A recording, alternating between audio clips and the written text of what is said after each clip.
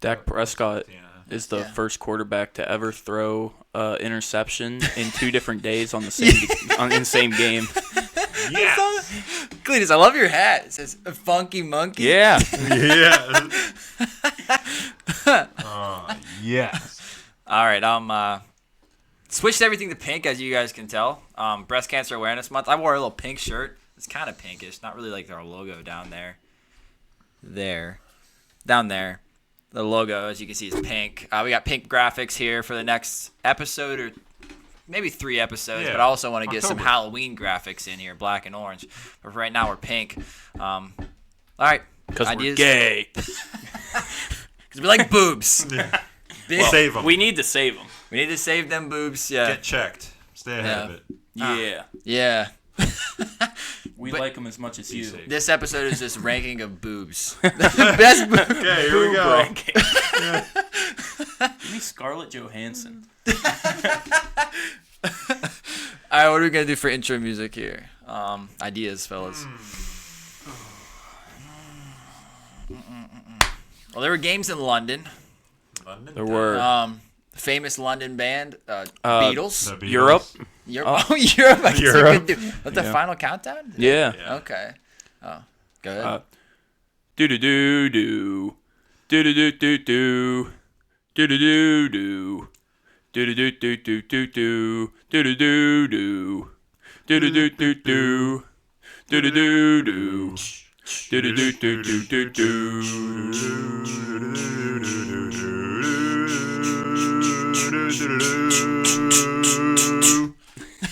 Nice. Final countdown into week 5. Well, that, Into week 6, so Well, it doesn't yeah. really work. counting down out of final week 5. count- Out Counting of down. week 5. Yeah, Yeah. before even getting into half of the year. Yeah, we aren't even halfway yeah, in. yeah. Counting down the We're gonna have to first do that intro again third here in like Yeah. 12 weeks. Yeah. Is that Europe band even like from Europe? That's probably a stupid question, but are they That's a great See, question. that is a good question, and I'm not That's sure. something we should know. Europe? No, not the continent. Band. Yeah, that's they're- something we should know. They're from formed in Uplands, Vasby. Sweden. Oh, okay. Sweden. Is that even in Europe? Yeah. Okay. Yeah, that's in Europe. I like how they just decided, though. It's like, you know what? Let's just name ourselves Europe. These guys got awesome hair back in Oh, the day. of course they were a Wow, hair look band, at dude. that.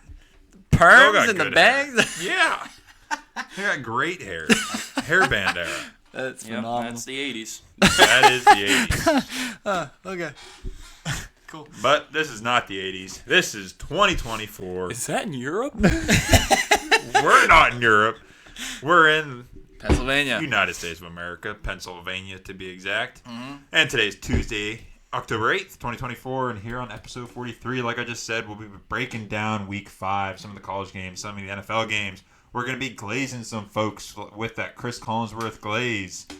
And yeah, we're just going to be breaking it all down. What happened this past exciting week of football. Lots of crazy, unexpected games and lots of boring games, as you'll have. But yeah. So let's dive right into it with our week 5 review, starting off with some college games this week. I'm a dumbass. Didn't pull up I pulled up all the other forms that I needed on here to be ready Well, I'll for get the you show, started. except So for my first- own notes. First one we'll touch on is Hey. Mizzou got mollywopped by Texas A&M. I like that. 41 to 10. Yeah, Texas A&M was the home team. They were Yeah. ranked 25th. Missouri was ranked 9th. But So I think we talked about A&M at home too. yeah. Jared Yeah, mentioned how it's- Kyle Field is it's a tough hard place place to play. Yeah. Honestly, and what we saw at Texas A&M was exactly what you said. A mollywop, whatever you want to call it. Mollywopping. Mollywopping. Yeah, it was crazy. It wasn't even like Connor Weigman, their Texas A&M's quarterback, didn't even have the best game. He came back in this game. We were talking about how Marcel Reed, the freshman, was filling in for him for quite a while, for like 3-4 weeks. I can't remember exactly, but Connor Weigman just came in. He just played smart football. He was, in my eyes, he was Jimmy Garoppolo on the 49ers back in the day. This team has a great running game. Le'Veon Moss is running for 6.9 yards per carry on the season and over 100 yards per game. Damn good. And in this game, he had 140, not Le'Veon Moss didn't, but the receiving game as a whole, there were 147 yards after the catch in this game by Connor Weigman's pass catchers. So that makes it just easier on Weigman. And then this team, as as I talked about, I think, last week. Just absolutely stellar defense. This defensive line is scary. They pressured Brady Cook 18 times on his 40 dropbacks. That's like a 50% pressure rate, which is absolutely insane. They sacked him 5 times, and none of them were even from the projected first-round pick, Nick Scorton. So this team as a whole is – it was disrespectful to have them ranked at 25th, honestly. I can't remember what they moved up to. If you can check that for me real quick. I don't know where Texas A&M moved up to, but this team, if they can get into the playoff, which I kind of hope they do because 15 now, yeah, that's pretty deserving. Yeah, this that's team, much better. just top to bottom, is scary. They made Missouri look stupid. And then on top of that, as we said, they're just a great home environment at Kyle Field. But then, for my takeaway from Missouri, they're the opposite of Texas A&M on the defense. Missouri has nobody who can get to the quarterback. Through 5 games, they have no players with double-digit quarterback pressures. So Texas A&M, to compare, Texas A&M has 4 players with double-digit pressures on the season. And you just can't win if you don't pressure the other team's quarterback, because then you're putting it all on Brady Cook's shoulders. Luther Burden still had a pretty solid game, but he was basically the only one. He went 7 for 82, 7 catches, 82 yards. I mean, it was funny. I saw a post. One of the defensive backs on Texas A&M, I can't remember who it was. It was either, I think his name was like Will Lee the Third. I think it might have been, but I saw he posted.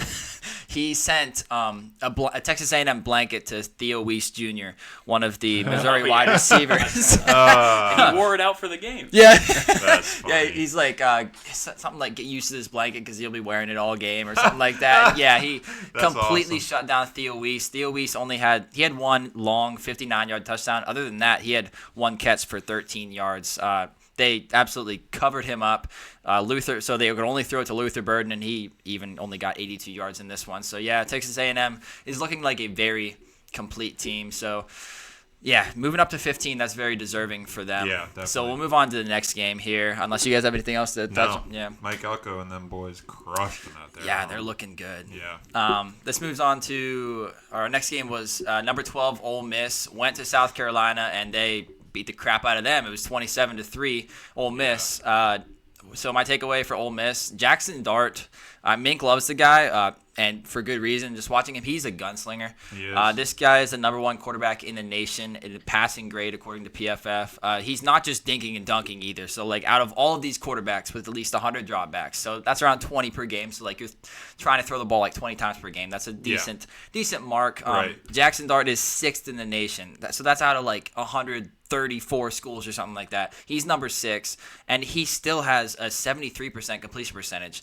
And his crazy. ADOT is like 11.3 yards. So his average depth of target is like 11.3 yards. He's not just dinking and dunking like little 5 yard, 6 yard, 7 yard passes. This guy's Like chucking Patrick it down Mahomes. the field. Yeah, Patrick Mahomes. It's kind of something we see out of Patrick Mahomes. It really is. But Jackson Dart is, so there you have it. Jackson Dart better than Patrick Mahomes already. Guaranteed.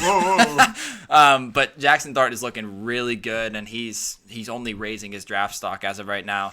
In South Carolina, I don't know what I was thinking whenever I picked South Carolina. It was me and Carson who picked South Carolina, and we looked stupid in this one because I remember saying on the preview show, I was like, yeah, they just got too many athletes. And that, honestly, I don't even know why I said that because that goes against, like, everything that I believe in, like Yeah. scouting. Like, I'm the one who says, like, yeah, good football players. That's why I like Kyron Williams. He's not athletic, but he's a good football player. Bucky Irving is not athletic, but a good football player. I don't know what I was thinking. But so what I'm taking away from this, what I learned is that athletes cannot beat football players at football. Okay, they can maybe beat them in the weight room. Like, they got this South Carolina team has insane, like, receivers, running backs. These guys are like 6 feet tall and like 230 pounds, and they can run fast.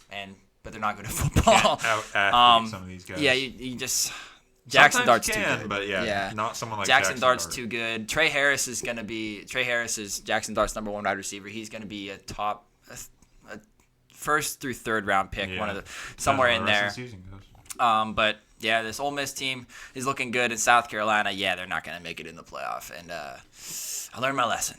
Whoops. Ole Miss is now ranked 9. Yeah. Oh, that's right. Cletus said how they have like the best defense in the nation. They are definitely in that discussion because they have a defensive tackle who's going to go in the first round. Walter Nolan is his name. He's projected to go like 12th right now. He sacked Lenora Sellers, the South Carolina quarterback, 3 times alone in this game from the defensive tackle position. Jeez. I know it's only college football and like Aaron Donald did that in the NFL, but like that looks pretty darn good to come from the defensive tackle position, and then sack the South Carolina quarterback 3 times. Yeah, that guy's got a bright future for sure. Yeah, 100%. And quite the thriller out in California. California lost to Miami 39-38. Game day was there. California's their first time having game day, and boy, did California come out hot. Yeah. They came out absolutely gunslinging and just torching Miami right off the jump. Like, they both scored touchdowns in the beginning, looked pretty good, and then by the end of the first by the end of the first half, they were up 21-10. California was. And so they're looking really good, coming out hot, and then before you know it, they're up 35-10. But then Miami comes storming back at the end of the game quickly, too, by some great plays by Cam Ward, just willing them back into even contending with that team because they were looking pretty bad, especially against someone like Cal, no offense. But for Miami that's looked so good all year, it looked confusing all game. But, yeah, like I said, at the end of the game, Cam Ward running for a touchdown, some quick passes for a touchdown, and they were right back in it, and then at the end of the game, caught right back up, beat them by 1. Let's see, when did they take that lead? They took that lead with 1:16 to go, and Kyle ended up throwing a pick, and that was the end of the game. But yeah, it was super exciting. Big game for Cam Ward, even though it started out really, really shaky. Just big game, even what Kyle to look like that against someone like Miami, it was very surprising and really, really good to see it. I think it earned them some respect. Mm-hmm. That Mendoza earned him some respect. He looked pretty good, and just kind of that whole team. They were doing incredibly well against Miami's defense all game. But coming back, Restrepo, or however you say his name, from Miami, Restrepo. He looked incredible at the end there. He ended up with 7 for 163. And just their whole team, they were down, so they were slinging it everywhere. Cam Ward had 437 yards, but it was a super exciting game with Miami ended up scoring 21 points in the fourth quarter and for that incredible comeback. But it was, I think everyone except for Miami people were probably rooting for Cal to just pull that out because they haven't beat a top 10 team, and I don't even know, who knows how long. There was a stat out there, but yeah, it was just a super exciting game.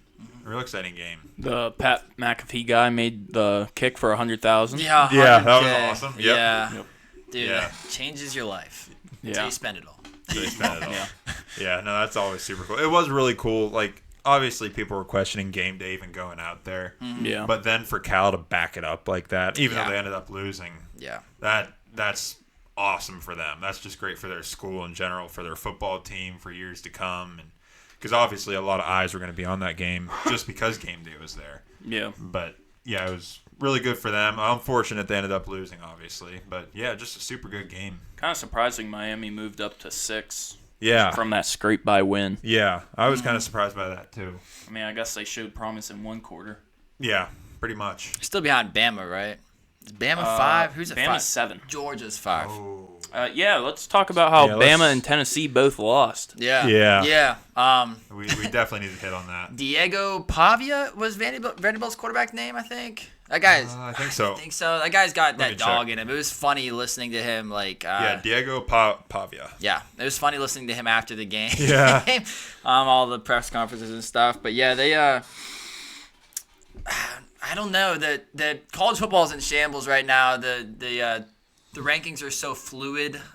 Oregon moved up to 3rd. That might be kind of fraudulent. Penn State's at 4, also kind of fraudulent. Yeah. Very fraudulent. Very fraudulent. Yeah, it's I am wild. low on this Penn State game. Yeah. It's there's still so much more movement to happen. Well, yeah, because all these early big games, like we've talked about, excuse me, like that's what's bringing us on, and it's wild. Just wait until the 12-team playoff gets here. Well, Alabama really kicked themselves in the ass here by losing to Vanderbilt. Yeah. Oh, for sure. Yeah. Like I saw a stat where Vanderbilt's only like 3-64 against like yeah, I saw that too. Like ranked teams or whatever. I don't know. It's something ridiculous. Like they haven't won since like the 80s. Like it's so bad. Wow. Like they're atrocious. But That's real bad. I guess Alabama's also atrocious. I wouldn't say that. They had a bad game for sure, but I don't. You just can't lose to them. Oh, here it is, Cletus. Yeah, Vanderbilt was before this game 0-60 all time against top 5 teams. Yep. 0-10 all time against number 1 team. So this is their first win ever against a top 5 team in the school's history. Boy. That's wild. Yeah, and then Miami. Or wait, no. Tennessee. Tennessee. Oh shoot, who did they even lose to Arkansas. Yeah. We just Razorbacks. Yeah, we talked about the Arkansas team last week because we picked that game for a few weeks ago. Yep. Arkansas couldn't put it together in the game that we had talked with them about. Whatever. Talked about them. Yeah, but in this game against a surging Tennessee team that was just so hot on the offensive side of the ball, it was really surprising to see them pull out a victory. Held them to damn near nothing. Yeah. I mean, they scored 14 points. Did not see that coming. No, did not see that coming. Yeah. But yeah, there's, like I said, number 2, Ohio State plays against number 3, Oregon this week. So one of them is going to be moved way down again, and there's just only about halfway through the college football season. And that season, means Penn State's going to move up for no reason, even Penn more. State's going to be number 1. This is like Pennsylvania football. Like, be where you don't belong. Yeah, pretty much. Yeah, it's like we're going to let everybody else beat themselves up, and we're just going to slowly move up closer. That's what Pennsylvania football does. Just wait. Same with Pitt. Pitt is ranked 22nd right now. 5-0. They're ranked 22nd right now. Their Pitt is 5-0. Yeah. Oh, boy. Iowa State right now is ranked 12th. Yeah. Well, I mean, I guess they've had some big wins. So, I mean, they beat Iowa. Iowa's a Big Ten team. They weren't expected to beat. I guess I don't even remember who else they beat. Exactly. Yeah. But for Pitt, Pitt's almost the most surprising to me. Yeah, Pitt has beat Kent State. Kent State is terrible. They beat Cincinnati by 1 point. That's kind of a big one. They beat West Virginia by 4. They absolutely crushed Youngstown State, which is that's a shocker. Yeah. And then they beat North Carolina. And this week they're going to be playing California. Oh. And then they play Syracuse. They got a couple of tough games coming they got up. some toughies. And then they play after that SMU, who is right now ranked 25th. And then we got Clemson on the upcoming schedule, Louisville. Yeah, it's Virginia, too. Pitt probably will. Okay, they're going to fall off. They're going to be tested here. Yeah, they're going to be tested. We'll see what happens. They're not winning. That's wild. All right, College Cletus. football, man. That's crazy. Let's get into the NFL. Yeah. Cletus, Thursday Night Football. Crazy week. Thursday Night Football. Thursday Night Football. The Buccaneers took on the Falcons. Is Primetime Kirk back? Well, good primetime October Kirk. Yeah, October Kirk. Yeah, Kirktober. Oh, I like it. Yeah. Buccaneers lost 30-36 to the Falcons. Kirk Cousins had 509. This is off the dome. 509 passing yards. Yeah. 5 touchdowns? 4 touchdowns. 4 touchdowns. You're thinking of someone else. Yeah, I know who I'm thinking. Yep. And they lost. Yep, they did. But yeah, this game was amazing. Yeah. Both sides. The Thursday Buccaneers night thriller, defense man. just took a shit at the end though. It was a shame. It went into overtime. I remember sitting there watching it like, man, Baker Mayfield. It just pissed me off with how the overtime rules work in the regular season compared to the overtime. Yeah, it really does make postseason. no sense that they are different. Yeah, why would you change it? It's the same game. If you're gonna change it, you should just change the whole season. Yeah, you're changing the whole game. Yeah. Like technically. Yeah, really. Past the 4 quarters. Yeah. I don't know. It's stupid. There should not be ties because it makes everything terrible for the playoffs. It makes no sense. Yeah, it is. Yeah. It's stupid. Yep. It should be like college football gotta be a winner. maybe tweaked. Yeah. But but like I said, Baker Mayfield looked good. He was slinging it. Chris Godwin caught a few balls. He had quite a few yards. 5 for 64. Yeah. Mm-hmm. Yeah. Oh, I had the NFL games here. Oh, here it is. Baker Mayfield. I mean, his stats don't really show it. He only had 180 yards, but he did have 3 touchdowns. Yeah, he's pretty efficient. Mike Evans, his dog, he had 2 of those. Yeah. Unfortunately, Rashad White outshone Bucky Irving. No, if you watch the game, Yeah, Rashad White just had way bigger holes. he had one big 56-yard run. So here, Oh, let me lay it yeah. out for Yeah, I you. do Let me remember. lay it out for All you. right. They were in the shotgun. Please. Rashad White was on the left of Baker Mayfield. Bucky Irving was on the right. Yep. It was a fake handoff to Bucky Irving, he crossed in front of Baker Mayfield's face, went to the left side of the offensive line. The whole defense and offensive line shifted that way. Because Bucky's so good. Because They gotta Bucky's follow him. better, That's what and you're then saying. it left Okay. literally a huge hole. Big it was like gaping hole. It was like 4 yards wide for Rashad White to take the ball and run 56 yards, and then get caught. I would love to see that same play just with Rashad White being the motion guy. No one- And no one bites. No one bites on him. It wouldn't work. So much disrespect. Everyone just has their eyes on Bucky.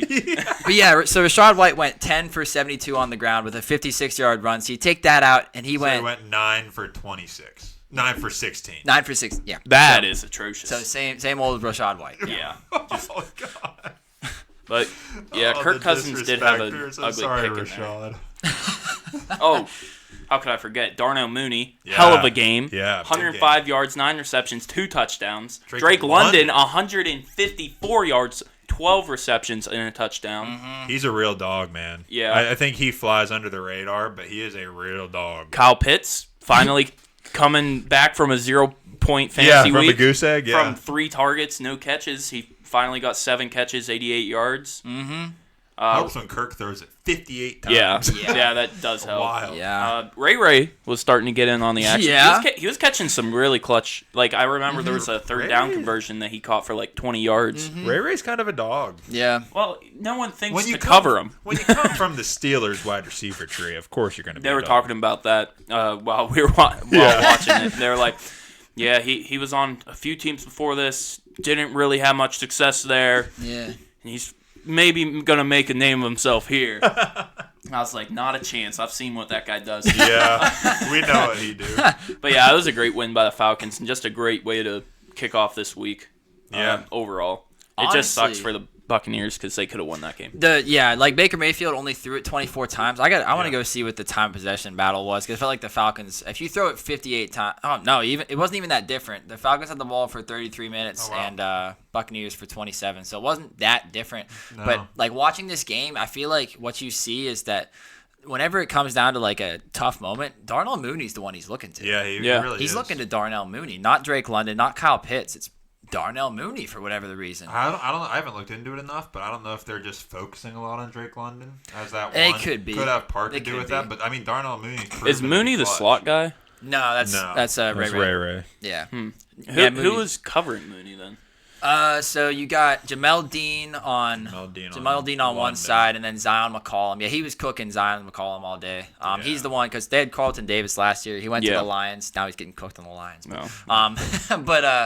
But yeah, Zion McCollum was having fits. But Darnell Mooney even dropped a big time. Like it was a did. big time play. It should have been caught so easily.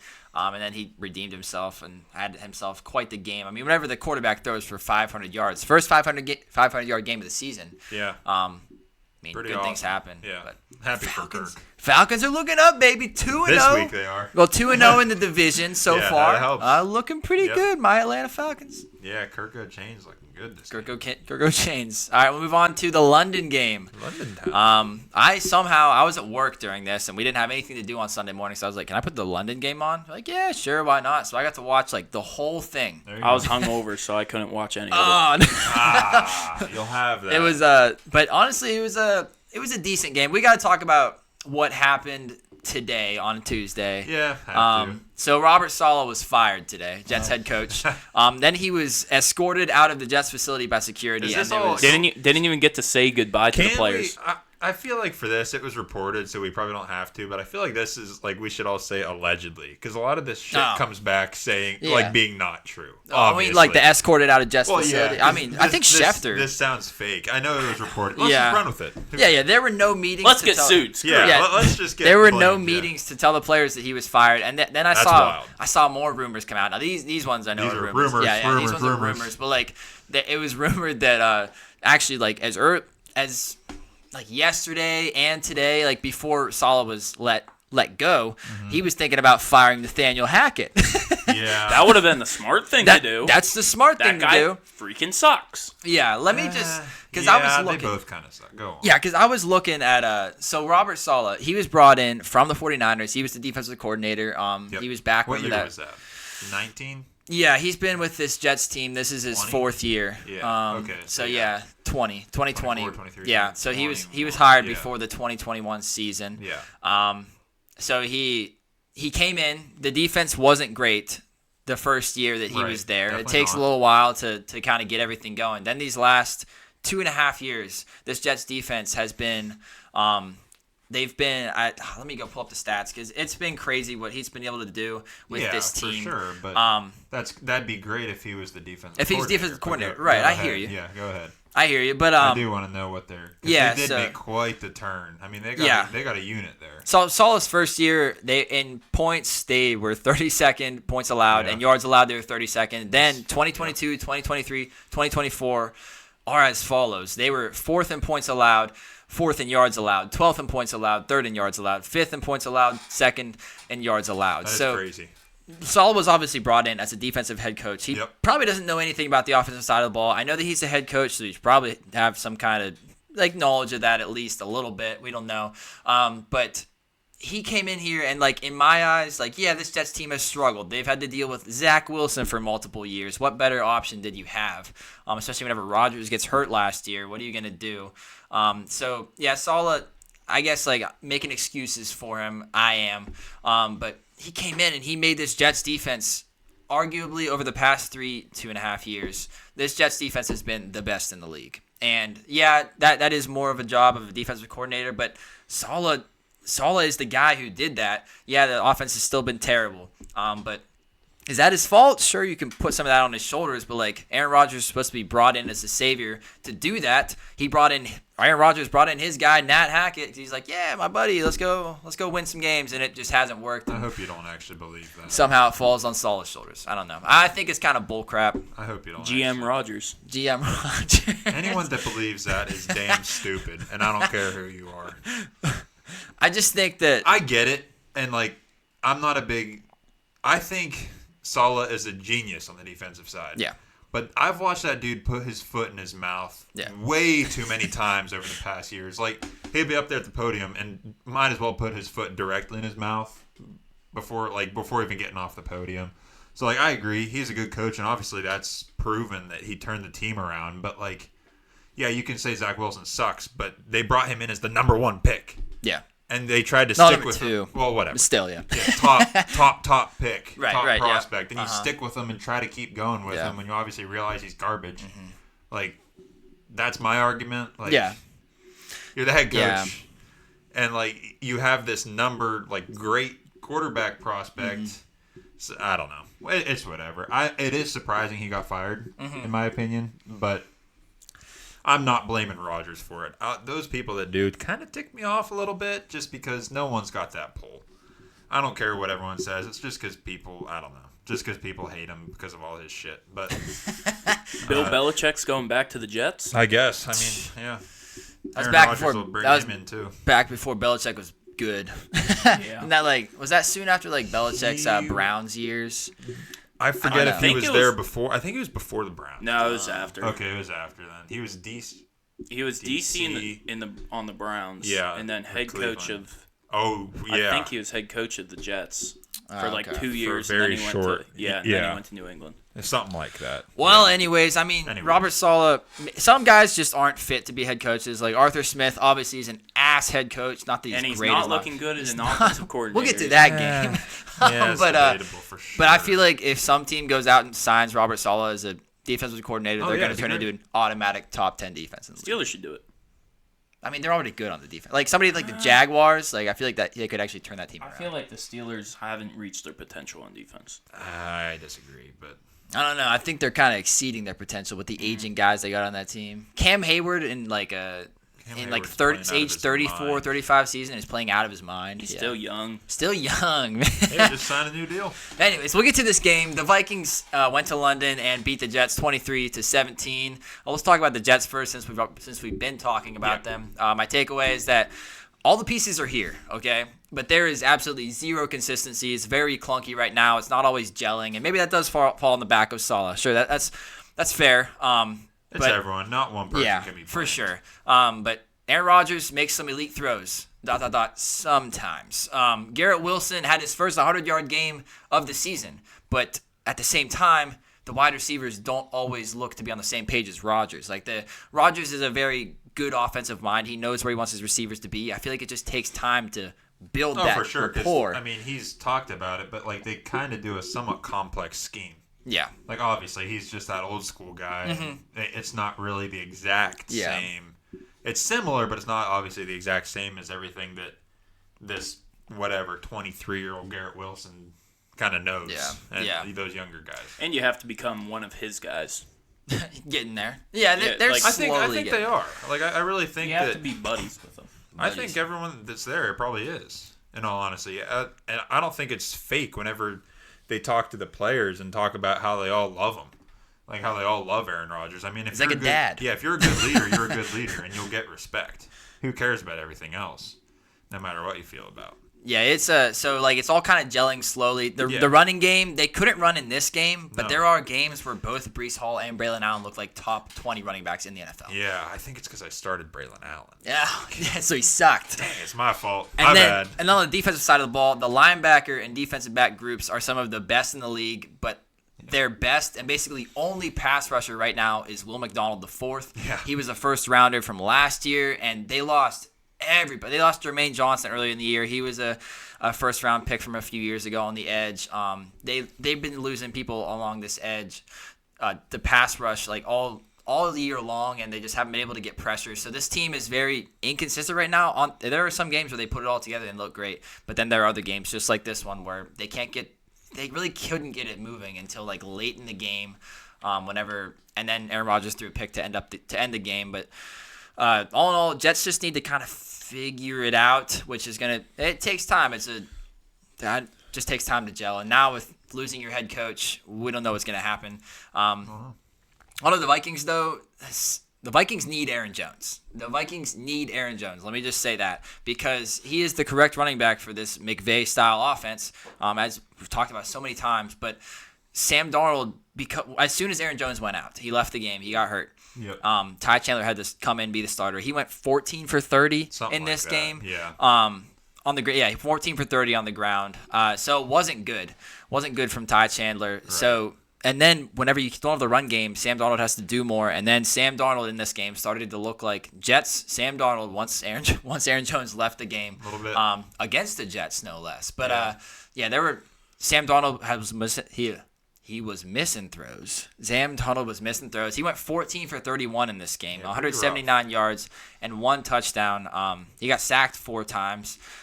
It was not the best Sam Darnold game, and they're lucky to skirt out of there with a victory and still be 5-0. I mean, I think Aaron Jones might be out for a few weeks. Yeah, so sounds that way right that now. Might not be good for this Vikings team. I'll be interested to see if they can keep winning, but they do have a week.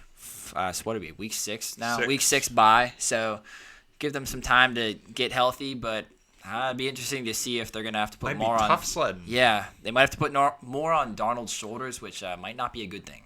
Yeah, I agree. It might not be. It's going to be tricky.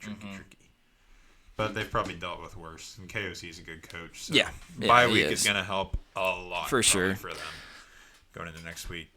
Ravens, Bengals in a 1 o'clock thriller. This game should not have been at 1 o'clock, but that's for who cares? It happened. Ravens edged out the Bengals 41-38. It was in an absolute thriller of a game. Exactly what you'd expect from quarterbacks like Lamar and Joe Burrow, just going at it back and forth all game. And it was just obviously went to overtime, and they were just battling it out, just throwing punches back and forth all game. Joe Burrow looked incredible of old. His connection with Jamar Chase all game was unstoppable. I mean, Jamar Chase ended up with 10 receptions for 193 yards and 2 touchdowns. T. Higgins had 2 touchdowns. Yossi Vaz had, I guess he only had 1 reception, but it was a super clutch, big play down the sideline. I mean, they were just getting after it and Chase Brown looked incredible. Zach Moss had some solid-ish runs, but Chase Brown might be the starter now. Yeah, He's coming, fellas. He's coming, fellas. Yeah, he looked really good. But coming. yeah, Joe Burrow looked like Joe Burrow of old, of what you want Joe Burrow to look like. And then on the other side too, Lamar Jackson just as unbelievable as Lamar Jackson is. Like, I don't know. I think he was at top potential this game. He was running, scrambling, making incredible throws. Just threw for over 300. Yeah, it makes no sense. Threw for over 300, and they were running everywhere. Lamar had 50-some rushing yards and all that, and he threw for 4 touchdowns. Joe Burrow threw for 5. Game went to overtime. Bengals walked down the field. McPherson missed it. Yikes. And then they went right back down the field. That snap and hold. Cletus, I think you could have done better. That was real bad. yeah. That was bad. Yeah, so that wasn't McPherson's that fault. wasn't on McPherson at all. I mean, I think before they showed it, most of us could probably tell. Like, whenever you saw that ball come off his foot and it was just knuckleballing to the left. He almost had to watermelon kick it. Yeah, like he almost didn't get it up in something time. wasn't right there. And so that sucks for them. And then Baltimore goes back down the field. Derrick Henry just decides to be like, all right, I'm going to call game here and run down to whatever it was, the 4-yard line, 5-yard line. And then they just decided to put one through with On first Justin down. Tucker. Yeah. It's like, let's just end this now. When is Not Father for Time anybody. going to catch up to him? 'Cause, I mean, he's Never. 30. He's 30 years old. Never, dude. He just too ran for fast. 92 and a touchdown. He is incredible still. He's he's awesome to watch. I love Derrick Henry. I hate that he's on Baltimore because I'm a Steelers fan, but God, I love watching Derrick Henry. And this game was just electric all around the board. Yeah, it really was. There was even some. I mean, the score was incredibly high, but there were some high IQ defensive plays in there too. Not by the Bengals. No, but the Bengals defense, Sam Hubbard had a cooked. few, Yeah. but He got stiff-armed by Yeah, Lamar Jackson twice we on one won't play. talk about that. But yeah, so there was some defense in there, but this was just this is what the NFL wants. Just scoring back and forth There were by some of the best so teams. many high-scoring games this week in the NFL. Yeah, it there was were. crazy to see. But yeah, I think what this game showed me is that Bengals defense is kind of cooked. Yeah, It's, they aren't good. Joe Burrow's gonna have to do this a lot this year. I feel like at least against high-powered offenses like the Ravens. Yeah. Yeah, it was good TV, great TV. Read Yeah. that Jamar Chase stat line because that's worth reading for sure. Jamar Chase, 12 targets, 10 receptions, 193 yards, Yeah. 2 touchdowns, and a long of 70, which was that one towards the end of the game, I think, when they obviously had the ball at the 30 and just Burrow just flipped it out to Jamar Chase and he just ran away from everybody. Not even close. Just gone. See ya. Yeah, there are games that it comes with all the elite receivers. I feel like Justin Jefferson, Tyreek Hill, Jamar Chase, CeeDee Lamb. There are games where Jamar Chase just puts his dick out and he's like, I am better than everybody on this Cook field. everybody. Suck it. Yeah, he's like, I am the best player on this field and I'm going to show it, and then he does. Yep, And, he certainly did. But unfortunately, Bengals fall to 1-4. I'm honestly not that Ravens worried. 3-2. I'm not worried. I'm not, just because the Ravens looked incredible. Yeah. But I am incredibly worried about their defense. Yes, okay. But the offense at least is Offense good. is clicking. Yeah. Offense is certainly clicking. All right, let's move on to a game. The Bears at home, they beat the Panthers 36-10. Let me right off the rip. I'm gonna pump the brakes, people. Pump the brakes, Let's people. not call this a Caleb Williams breakout game, please. Jesus, Please. Let's not call it a breakout game. He went 20 for 29, 304 yards and 2 touchdowns. He was only sacked once. Let me explain what happened here in this Okay, game. please do, because he looked so good, man. He was only pressured 6 times. He was only threatened to be sacked 6 times in the game. Well, he was playing the Panthers, so. Exactly. So here's the players with the most pass rushing snaps in this game for the Panthers, okay? We'll see how many who's we can get from Cletus, okay? Ashawn Robinson. Who? Yep. Charles Harris. Who? LeBrian Ray. Who? And LeBron? TJ Smith. Hey, that's my cousin. TJ Smith. So these guys, 3 of them are defensive tackles. They're the ones who are rushing the quarterback the most in this game. Jadeveon Clowney, the one guy who actually has some name value on this defense, left the game with an injury. Ooh. So, and TJ Smith, he played the most snaps in a game in his career with 30 snaps in this game. So, like, and Derek Brown, their defensive tackle, who is like a Pro Bowler, he's been out. He's out for the year. So this team has absolutely zero pass rush. So Caleb Williams was just sitting back there launching balls all game long. So, like, yeah, it looked super easy for him. This is not a normal NFL game. The Panthers finally fell back down to earth. This is rarely ever going to happen again. Did Caleb Williams look good? Sure, because he's playing catch with DJ Moore. Yeah, he's playing catch with like the greatest, One of the greatest receivers in the league. Yeah, and like some of the best receiving core as a whole in the league, like one of the best. Up there. Yeah, so like, let's relax here. I want to see Caleb Williams do it against a team that's actually going to play NFL defense. Yeah. He's just playing backyard football. He's playing backyard football Pretty out there. much. It's exactly what he was doing. On to the Panthers. They were The giving one. him a 5 Mississippi rush. Yeah, seriously. It's like, okay, That's what it we'll let looks you like. go We'll there. just let you go. Yeah. But on to the Panthers. The one Yikes. one positive takeaway that I can possibly get from this is that I feel like whenever the rookie running back, Jonathan Brooks, second rounder, first running back drafted out of Texas this year, he's not just going to earn the starting running back job whenever he's healthy enough to play. Chuba Hubbard, through the first 5 games, 78.6 rushing yards per game, which isn't crazy, but like Solid. on the Panthers, Yeah. 78.6 Pretty rushing yards solid. per game, 5.8 yards per carry. Pretty 5th in yards after contact per attempt, 7th in rushing grade according to PFF. Behind an offensive line that is much better at pass blocking than run blocking. They've only allowed 5 sacks this season, which is absolutely crazy. That's pretty good. For the Panthers, yeah. to suck that bad. Yeah, so this offensive line is better than expected, but Chuba Hubbard is looking like the top 10 running back in the NFL so far on a bad Panthers team as a whole. So, I don't think Jonathan Brooks is just going to be – he shouldn't be just handed the starting job because Chuba Hubbard has kind of earned it. But other than that, Andy Dalton fell back down to earth. It wasn't great. Went 18 for 28, 136 yards and a touchdown. Bryce Young came in at the end of the game because it was a blowout, and he went 4 for 7, 58 yards. Wow. He didn't look terrible. He was maneuvering looked the pocket. short, though. He looked short, still looks short, yeah. Short and skinny. Throwing off his tiptoes, trying to see over the line. The Panthers' leading receiver in this game was Jalen Coker. Yeah, that's the problem. He's not that he's bad, but like you got other guys. You got to throw it to Devontae. yeah. Now Jalen Deontay. Yeah. Jalen Coker has been on the practice squad. He's an undrafted free agent out of Holy Cross. Oh, okay. I remember scouting Is this that guy. D2? Not bad. I think they're like FCS. They are FCS. Yeah, but he was the leading receiver in this game for the Panthers.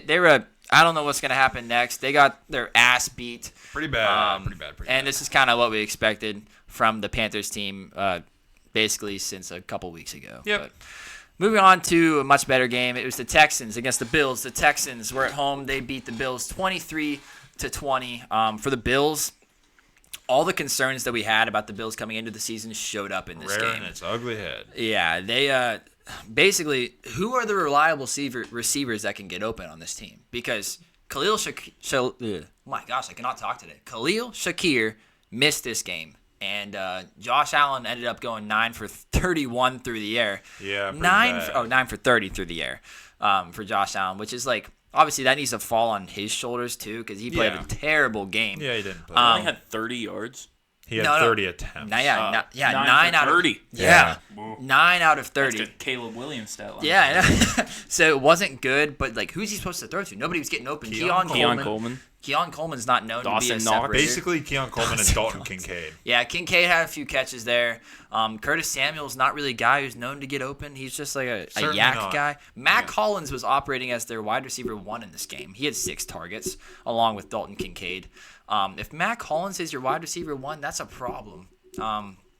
So yeah, I didn't think that Khalil Shakir missing the game would be that big of a deal, but it was. It certainly was. Also, over the offseason, they've had to replace a lot of defensive pieces. Cole Bishop had a rough game, their safety. Yeah. Damar Hamlin had a rough game. He's getting cooked. Yeah.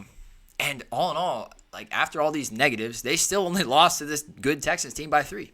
And you can't really put it on Josh Allen because he didn't have a good game. I don't know what happened. Now the Texans still can't run the ball. No. Cam Akers was still a starting running back. Dare Agumbawale was in there too. He actually had 6 He had more receptions. carries. Yeah. Yeah. Yeah, he did. Yeah, Dare Agumbawale went 15 carries for 30 yards. That's pretty good. Rashad White stuff right there. Yeah. But yeah, Nico Collins left this game after a long touchdown where he Yeah. cooked both Cole Bishop and Damar Hamlin. It was He's so good. he left with a hamstring injury. Don't know how long he's going week to to be week out. right now, Yeah. I think. But, At like, least they're talking about week to week. Yeah. But, like, Texans' offenses, their receiving core, at least, is going to be fine. That's why they brought in Stephon Diggs. That's why they have Tank Dell. Dalton Schultz They is a good signed tight Dalton end. Schultz, Yeah. So, like, this team is going to be fine on the offensive side of the ball. But, man, just get a running back in there who knows how to run, please. They need it. Please. Bad. Yeah. But it was a good game, and I don't think I've seen a Josh Allen game that bad. Maybe It's ever. since maybe last year. It's been since a while. last year. I don't know. 9 for 30. That's pretty rough. I don't know. That's really rough. So How many picks? 0 actually. Yeah, Exactly. none. So yeah, not that bad. It's like that Kenny Pickett stuff where you're throwing so far away from everybody Exactly. that nobody can no pick one it off can or catch it. right. it. Yeah. All right, we'll move on to the next game, Cletus. All right, Cleveland Browns and the They Commanders. The Browns lost so bad, 34-13 to the Commies. Yep. Yeah. We need to have a conversation about the Browns being the worst team in the league. Yeah. Yeah. Yeah. They're so bad. It's locked in now. I mean, It's locked. It's locked. it's even worse because they're sticking with Deshaun Watson still.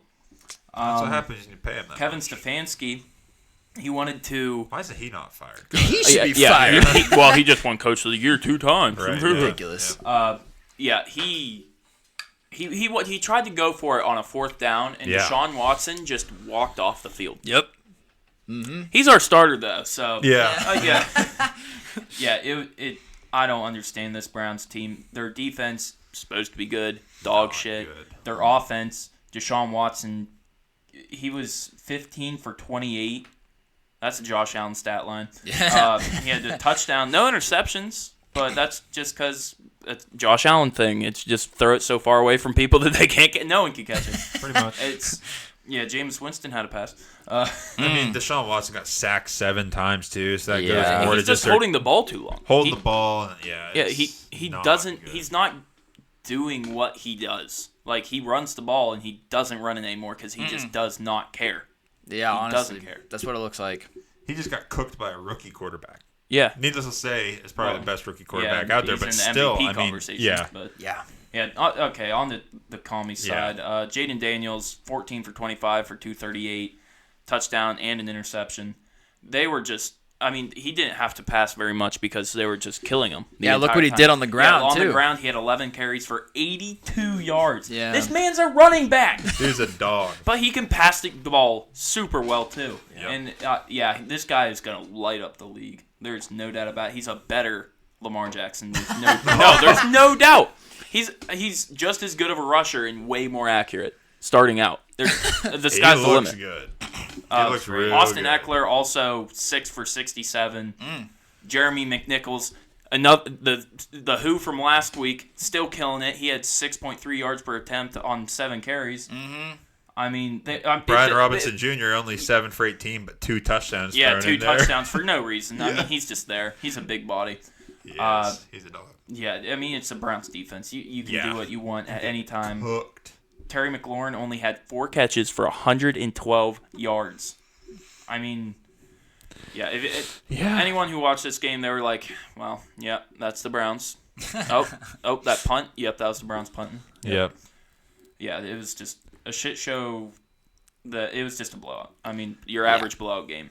But the Browns, the worst team in the NFL. There's no doubt in my mind. Yeah, basically Cleveland so far this year. If you're feeling bad about your team, just watch a Cleveland game and you'll feel pretty good. Yeah, you'll be like, wow, the Steelers' offense is actually Yeah, it's clicking. actually not that bad. The Yeah. Steelers' offense. Compared Matt to Cleveland. Canada, you're amazing. Whoa.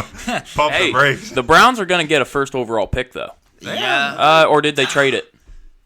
No. They might have one this year. They get that one this year? Have one this year. They're through all the Watson picks. They might be able to get a rookie then. Yeah, and then wait till he's good and then trade him away like they did. Yeah. Yep. Well, then in that case, Kevin Stefanski's looking pretty smart. He's like, no, we're gonna keep starting Deshaun, and under his breath, he's like, yes, we can get a first overall I pick. see. Oh, tanking in real time. Yeah. Hey. I love it. Yeah, And Jameis is just there to eat W's. Yeah, he's just Or, eating well, dubs. Yeah, he's L's. eating L's right now.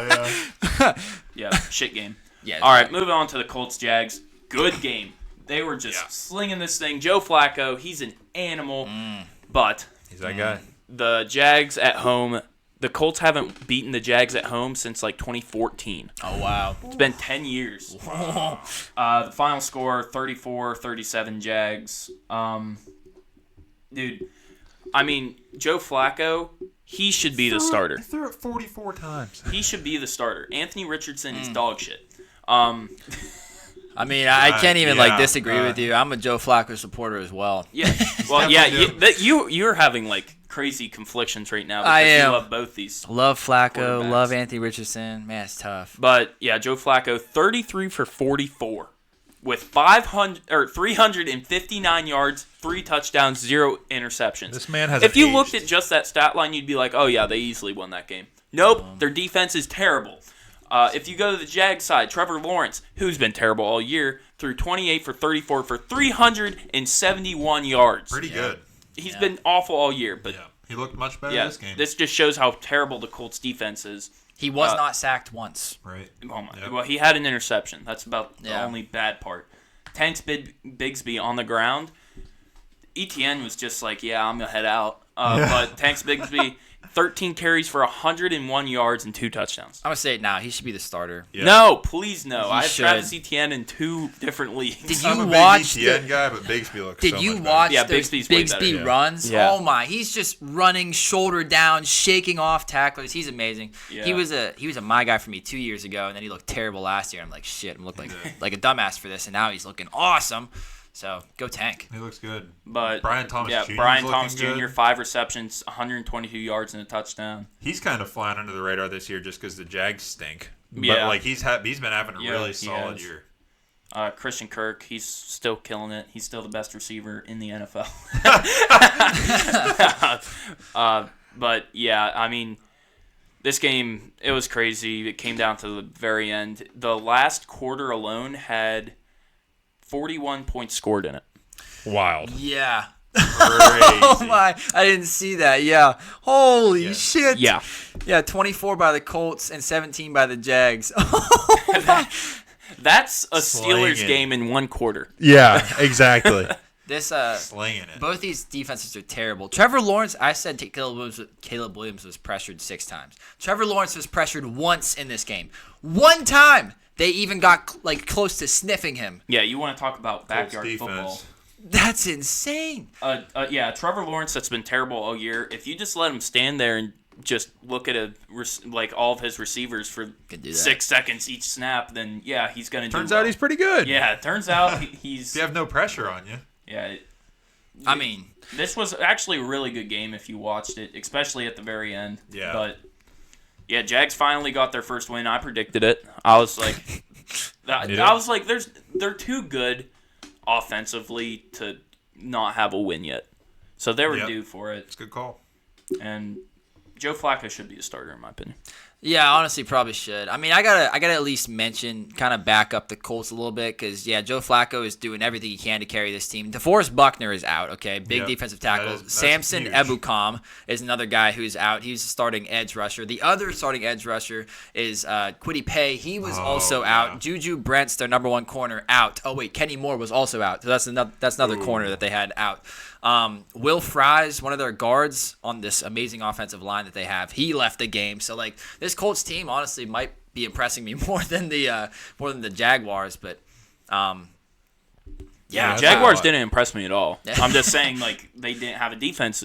Like, there was just their offense on the field, like, no defense in front of them. Yeah, That's pretty seriously, much yeah. what it was like. They were like, yeah, just what's it called in practice? Just offense only. yeah, it's just offense. Oh, and Jonathan Taylor missed this game too. Jesus. Yeah, Yeah. So, Are the Colts the most injured team in the NFL right now? they might be right now. Yeah, That's flying under the radar. because their starting center Ryan Kelly also is out. Jesus, Oh, stop looking at positions. I'm looking at all this. This is crazy. Their quarterback. out. Well, yeah, they're starting. Yeah, Their yeah. starting quarterback also out. Yeah. He should stay out. They were They're starting. super hurt. They were starting an edge rusher named Dio Odeyingbo. Sweet name. That's a name. Anyways, we'll move on to the next game. After that awesome offensive performance, we'll talk about a game that was the absolute opposite of that. The Dolphins went into New England and they beat the Patriots 15-10. This game was ugly as all hell. Let me pull up the box score, even though I really don't want to look at it. Oh, it's so good. It was bad. I thought that the Dolphins offense was going to figure it out more. I mean, I guess tough system to figure out in 3 weeks for Tyler Huntley, which he did make some plays in this game. Threw for 194 yards. Yeah, threw for 194 yards on 31 attempts. Only one interception. The running game, though, is where the Dolphins kind of made strides in this game. Jalen Wright went 13 for 86 on the ground, and then Raheem Mostert went 19 for 80 on the ground. Achane got hurt early. Yeah, Achane got hurt, and then all of a sudden it's that's fine. We got other fast guys, too. Yep. And they did. They put them in there. And Tyreek Hill, he did all right. Went 6 for 69 through the air. What I saw from this Dolphins team was not a whole lot of good. They were lucky they were playing the Patriots. But so I don't really know what to take from the Dolphins. I feel like they will continue to get better as Tyler Huntley gets more and more time in this system. Whenever Mike McDaniel came from the 49ers, how he earned this head coaching job with the Dolphins was because he was the run game coordinator on the 49ers. So, this guy knows how to run the ball, and it helps whenever you give him some of the fastest guys in the league. So, they're going to figure it out. They figured it out on the ground in this game. The Patriots, I saw Drake May is going to be starting moving forward. In Week 6, Drake May is the starter because Jacoby Brissett has done nothing positive for this team. Also kind of pissed me off because Ramondre Stevenson got benched. He was not the starter in this game. It was Antonio Gibson. Then Ramondre Stevenson came out. That was a clear mistake. 12 carries, 89 yards, and a touchdown. His best game since Week 1. And Antonio Gibson got half the carries. So yeah. I don't know what to do with this backfield now. It's all upside down over there. I know Carson doesn't like Drake May, but I don't see how it can get any worse through the air for this team. I think Drake May, I'm hoping that he'll at least be able to make decisions faster than Jacoby Brissett. You don't have a whole lot of time behind this O-line of the Patriots. He's a high draft pick for a reason. Yeah, I think Drake May, the best way to get better at football is to practice football. Yeah. I know that there's a movement to sit quarterbacks, but at the same time he kind of needs reps. He sat almost half a year. Yeah, he kind of needs reps. I feel like, can't get any worse. Maybe get somebody to throw the ball to Demario Douglas, please, because he's the only receiver on this team who has shown anything positive on a consistent basis. Yeah, that's the issue for Drake May coming in. Jalen Polk still there? Else. He's throwing to Demario Douglas, Kayshon Boutte, Hunter Henry, and Jalen Polk still there. Yeah, he had 6 targets and turned it into 1 catch for 13 yards. I don't even want to say that there's brighter futures ahead for the Patriots because we don't know. But ugly game. Their bright years are behind them. Yeah, and their dark times are still ahead of them. Yeah, they were dominating the league for 20 years, so now they're going to be bottom of the barrel for 20 years. We are in the dark times for them. There's swings of these things. Yeah, they need to. I feel like they need to fix the offensive line first. Take that high draft pick that they're going to have and draft as many offensive linemen as you can because it's bad right now. Yeah, it's bad. Let's not talk about this disgusting game anymore. Yeah, it's pretty gross. Yeah. Raiders, Broncos. I'll bring back the good word. Broncos mollywopped the Raiders. They only lost by 16, but the Raiders basically had a garbage time touchdown, more or less, to come back. So the game started out kind of ugly, but then kind of Bo Nix seemed to come to life a little bit more after his little scuffle with Sean Payton. I love that. I loved his answer in the interview after the game with Bo Nix. Bo Nix said, "Yeah, he turned and told me he loved him, so I told him I loved him back." He's already got moxie, man. He just looks he looks really good. I agree. I was high on him coming out, so I'm kind of jaded maybe a little bit or biased, but he's looking like we kind of expected him to look, as in going out and executing the offense and making the right throws and all that. He could have had even more stats on that. He had a huge pass to Troy Franklin wide open in the end zone toward the end of the game. Troy Franklin just right through his hands. Terrible. But so honestly the game started out fairly close. It was 10-13. Denver was up going into halftime. And then after halftime is when it kind of all went to crap for the Raiders, and they ended up benching Gardner Minshew, which he wasn't doing that terrible, but he had 2 picks. So, like, I get it. And then you bring in Aiden O'Connell. He also looks bad, as we all expect. So, it was kind of ugly on that side, but they just kind of went downhill. They need to throw it to Brock Bowers probably every time. Just every attempt, just throw it to Brock Bowers with a little bit of Jacoby Myers in there, too. And then Amir Abdullah, he had a touchdown thrown in there. Giant cock. Giant. And then Alexander Madison, it's just their rushing game wasn't good. It's terrible. Their receiving game wasn't good outside of Brock Bowers. They're just excited to get some draft picks from Devontae Adams. Because that's still a whole mess. That's the light at the end of the tunnel for this Pretty Raiders much. team. Yeah, so the Raiders team, they kept up, then it went downhill quick. The Broncos on the other side, they were pretty even, and then they were the team that went uphill. Javonte Williams ended up with 61 rush yards on 13 attempts. He really had the most, and I guess their receiving, there was no one really huge that had big receiving, but there were guys with clutch plays and clutch times. Like Cortland Sutton had a big catch, I remember, and Troutman had his single catch that was down the sideline for a huge run to get down close to the goal line. And, yeah, so they just kind of took off. Bo Nix made the right decisions down the stretch and ended up winning the game for him. And this Broncos defense, I feel like Oh, yeah. we always forgot to mention that. Yeah, we always Pat Surtain. focus. Yeah, Pat Surtain is He's legit. that guy. 2 picks, one for a 100-yard touchdown or whatever. Yep. Touchdown return, pick 6.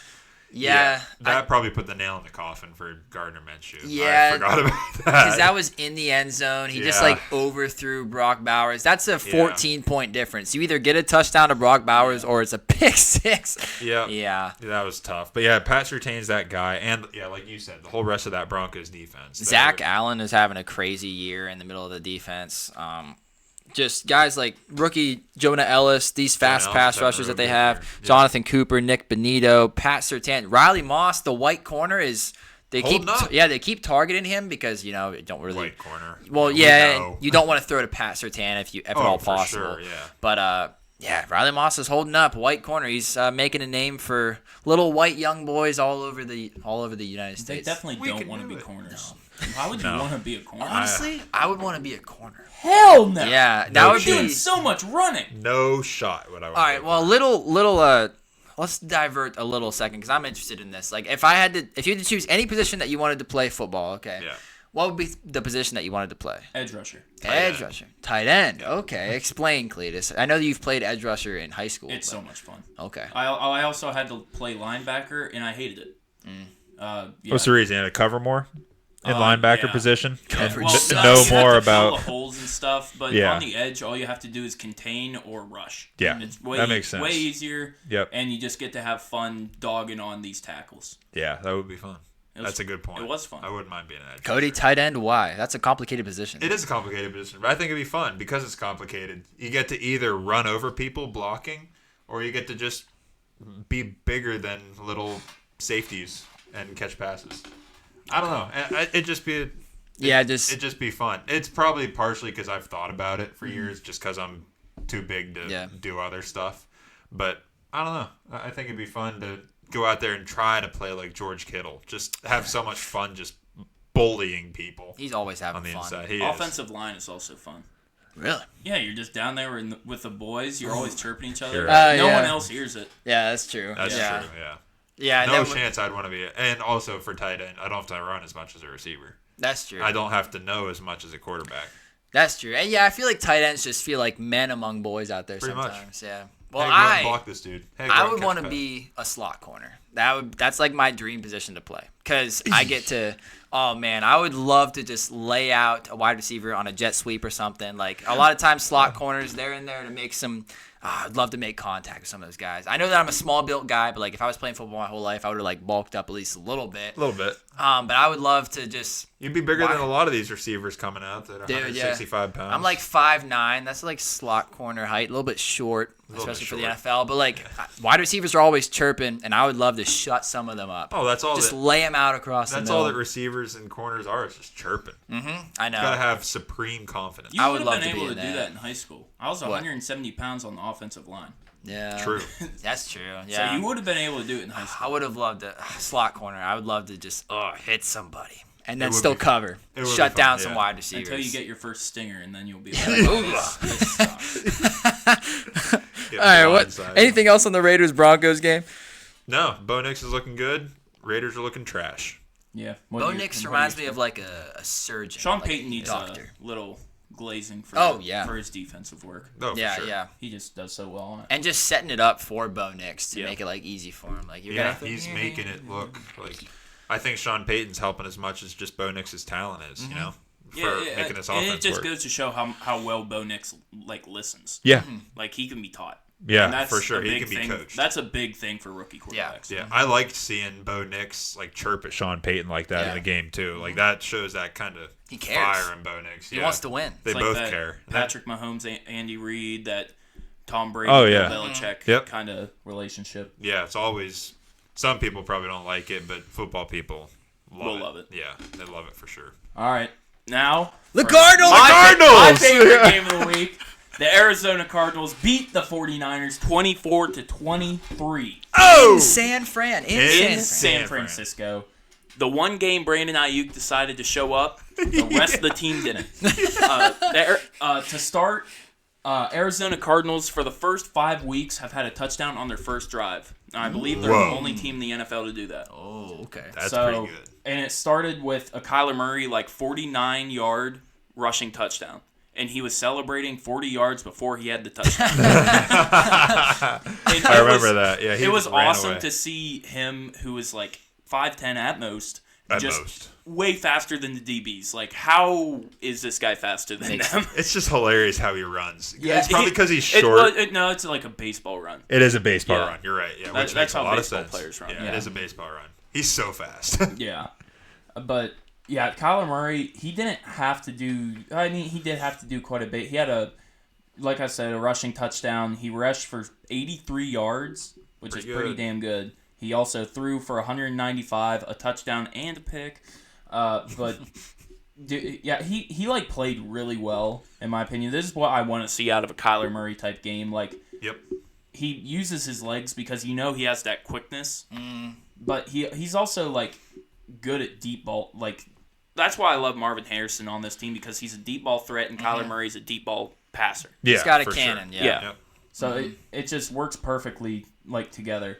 And I love the offense in this game against this aggressive 49ers defense. Mm-hmm. I think that it really showed how well the Cardinals offense actually plays. And I was so surprised to see the Cardinals defense actually do something in this game. That was definitely the most surprising part. Yeah. Mac Wilson had an interception. Zaire White had an interception. It was... Kaiser. Kaiser Close, White. yeah. Close enough. It was their defense did something, and that's why they won this game. Like if their defense 100%. did that every time, then they would win way more games.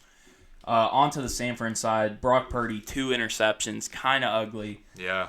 19 for 35 on passing, 244 yards and a touchdown. Yeah, like I said, Brandon Ayuk actually showed up this game. Of course, I benched him.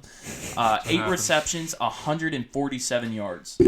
Like, That's pretty good. and then Debo, he was there for a catch. Yeah. That's it. Yeah, one makes no catch. sense. Yeah. Jawan Jennings had 1 catch Yeah. on 4 targets. Yeah. I- Then Kittle had a bigger game, so he had But- a touchdown. This has to go with like what Kean went off of. Jordan Mason only had 14 carries. He had 14 carries for only 89 yards, which for his standards good. But they like couldn't run the ball enough because they were always trying to catch up. So, this 49ers Shanahan system only like works when you can run and pass. They were having to pass, but the Cardinals defense actually knew that. Yeah, because San Fran scored nothing in the second half. Yeah, No points. they were just trying. They were playing catch up ball the entire time, and We don't actually no, they weren't. No, they weren't. Yeah, they no, were they- ahead. they- scored no more. Yeah. Yeah, And yeah, Kyler Murray just came back on. We don't give enough credit to Jonathan Gannon for Right. what he's done. Like we expected. I know I was preaching it. I thought that this defense was going to be one of the worst in the league, and they honestly have not. Showed been. up this game. They yeah. haven't been one of the worst first in the 4 league. weeks they've been pretty bad, but But like this game, Jonathan Gannon, defensive head coach, he's got him working over there. Yeah, Mac Wilson and Kaiser White are guys that you would never think would be like starting linebackers in the NFL.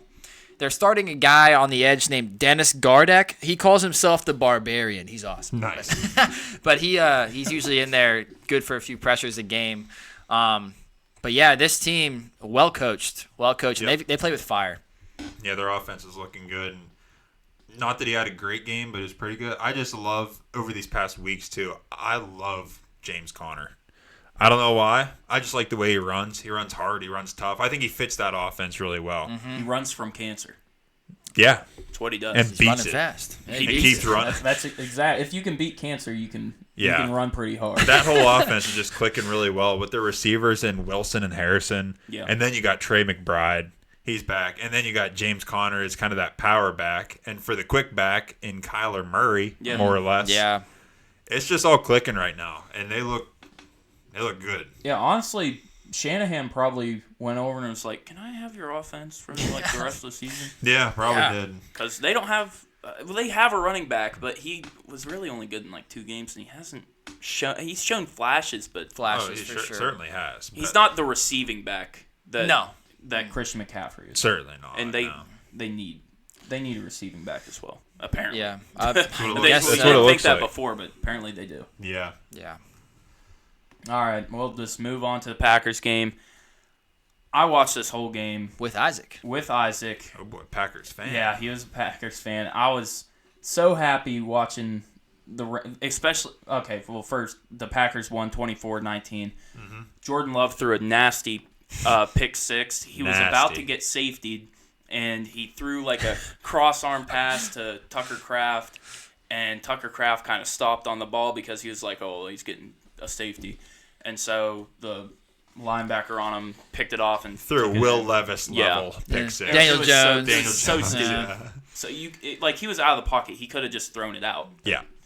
I don't know. It was stupid. But I honestly I feel like the Packers beat them worse than this. But I also feel like the Rams did better than this. It's like hard Yeah. to explain. I know what you mean. Yep. Yeah, like the Rams at the very end of the game, they did have a chance to win it. They had the ball at the very end, and they could have gotten a touchdown to win this game. They didn't convert on 4th down. But I don't know. This Packers defense is like the Packers. It's Swiss cheese. Like They're so hit or miss. It's very they hit or miss. cannot stop the run at all. If we go to like Kyron Williams, stats, Hell yeah. 22 carries, 102 yards, and a touchdown. Even Blake Corum got in there for some pretty big plays. 5 carries for 25 yards. I don't know. This Packers defense, I'd be worried about it. Like I They're don't trust it. incredibly hit or miss. Yeah, I don't trust it. Jordan Love, he looked okay. I wouldn't say it's a good game by any means, but he came through when it mattered. He had 2 touchdowns and an interception, like I said, 224 yards. Jaden Reed, he's an animal. So good. He only had 4 catches and 78 yards, but he was killing it. Tucker Kraft breakout game. For sure. 4 receptions, 88 yards, and 2 touchdowns. He was just killing He looked the Rams good out defense. there. They could Yeah. not cover him. He I don't- single-handedly got Jordan that Love. game. He Yeah. got Jordan Love those 2 touchdown passes because Yes. Jordan Love didn't have. Though one of them was a tight end screen that Jordan Love just Yeah. ran, or that Kraft just Kraft ran in, ran and in. another one he was like wide ass open by like 8 yards. Jordan Love just had to lay it up Could to have him, underhanded it. To Yeah. him. Yeah. and then he ran it like 66 yards for a touchdown. Yeah. Yeah. It was awesome. Dontavian Wicks, you guys worried? This guy can't catch anything.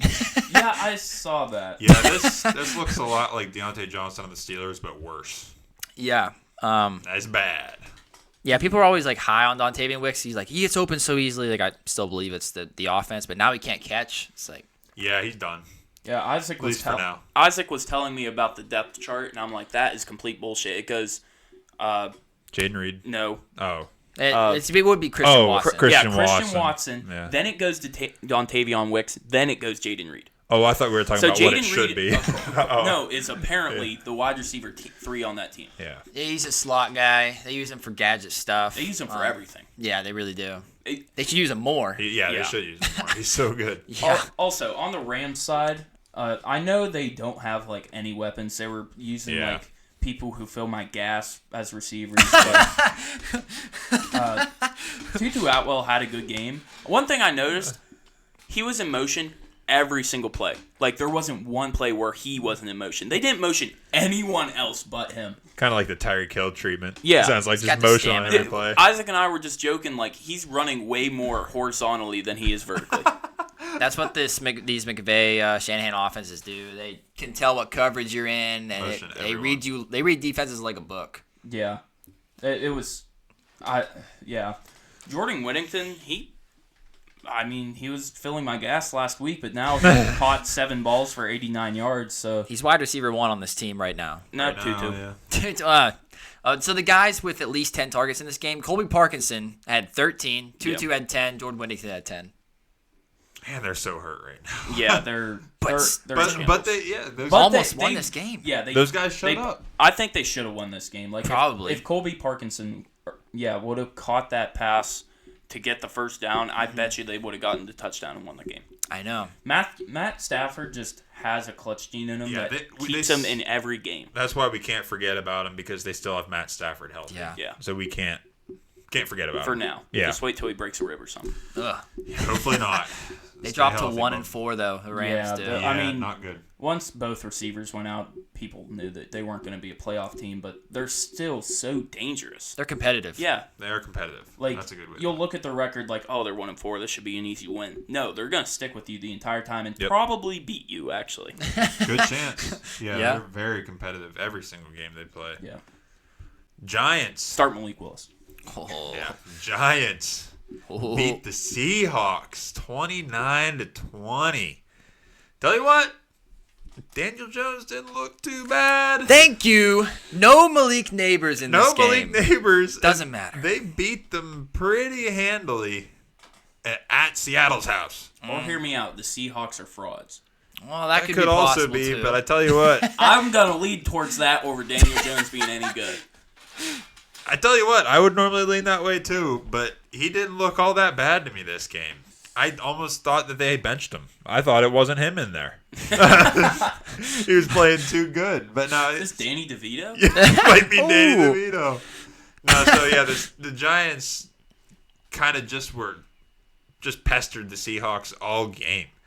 Like they just stayed ahead pretty much the whole game, and that was that. Danny Dimes was making good passes, and Tyrone Tracy was running over everybody. Yeah. And Darius Slayton's back to life a little bit, and since Malik Neighbors was out, as we just mentioned, but yeah, Darius Slayton was making plays. Eric Gray, was making plays, and like I honestly don't even really know that guy. He was a 5th rounder last year. Okay, that's He sweet. actually was the He one has who a big fumbled like at the goal line, and then they ran it back for a 101-yard touchdown. play. Okay, well we won't talk about that. Tyron Tracy though. Yeah, legit. Tyrone Tracy, he's a guy. Theo Johnson, Penn State product, out there making a few plays, and Wandale still. So I mean, Danny Dimes was throwing it around the yard, and they only beat him by 9, but at times it felt like a little bit more. But whenever you got like guys like Tyler Lockett, K9 on the other side, Jackson Smith and Jigba on the Dog. other side, yeah, he's good. He's my DK Metcalf, they're always going to be in it. Gino, obviously, He's playing a good he's honestly playing pretty well. year. Sam Howell, you better hope you get traded. Yeah, Gino might be earning his way to another deal here. Yeah, he's honestly playing pretty well, but as weird as it sounds, Giants clawed their way through and beat the Seahawks. This is kind of very unexpected, at least by me. But Daniel Jones. Daniel hasn't turned the Jones ball wasn't too over. bad. The Giants' defense wasn't that bad. Oh, that was they- the biggest thing. They were dominating almost. Maybe not quite dominating. I don't know, a step below dominating all night. Mm-hmm. But they were certainly holding their own, we can say. Which is, you got to give them even more props than holding their own because the receiving core they're against Yeah. is ridiculous. Monsters. And Jigba, Metcalf, Lockett, Yeah, probably Yeah. the best receiving core in the NFL. certainly up Top, there. the first 3 at least. Certainly up there. Yeah. Like, I can't believe they held them 20. Who's their corner? Is that Petrie? No, Love. Deontay Banks Banks. had the game of Yeah, his that's life, right. second That's year what I guy. was thinking. Cordell Flott Oh, Yeah, and then their slot corner is Nick McLeod. I don't know how they did it. This Giants defense, honestly, I like to praise Daniel Jones because he's on my dynasty team. But this Jets defense has stepped up. They sacked Geno 7 times. Like finally, Brian Burns, Thibodeau, and Dexter Lawrence showed up. That's what I was thinking of. Brian Burns. Yeah. He's huge pickup for this Giants. Burns 6 pressures. Thibodeau 5 pressures. Dexter Lawrence 5 pressures. Dexter Lawrence had 3 sacks. He's an animal from the defensive tackle position. He's an absolute animal. Yeah, he's amazing. Yeah.